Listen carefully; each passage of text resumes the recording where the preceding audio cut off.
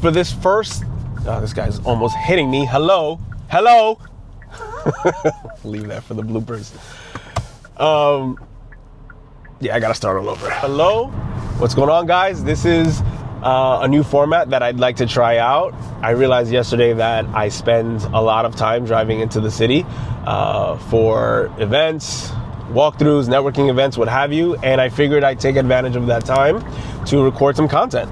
So with that, here is the first episode of this that I don't have a name for yet, but we're gonna figure it out. Maybe you guys can help. Let me know what you think this should be called. But yeah, so for the first topic I'd like to discuss, we're gonna cover an easy one. It's pretty simple. It's wireless microphones. More specifically, how many wireless microphones you should have at your event. Oftentimes, we'll get requests that go a little something like this. Hey, Miguel, we have a meeting coming up, and the maximum amount of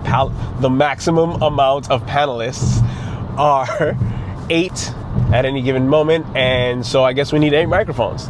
So that works perfectly fine. That is not an issue. But if you want to optimize the flow of your event, if you want to optimize time and fluidity of your event, I think there's other things that need to be taken into account. Usually it's pretty cumbersome for an audio engineer to step away from his audio mixing console to take microphones off of a panel and put them on a brand new panel that's coming up when there's back-to-back panelists. So for that, I always say take a look at what the maximum amount of panelists you have are between 2 panels. So if you have 5 people on the panelist on one end, and then the next panel is 3, then now you need 8 microphones. Did I do that math right? Yes, 8 microphones.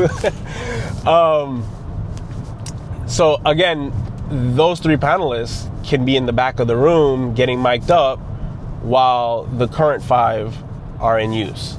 And then when that panel is done, they can just walk right on stage without any need for microphone exchanges or swaps or anything like that. The audio engineer has an easy job now, just muting and unmuting channels. Also, let's take into account Q&A microphones.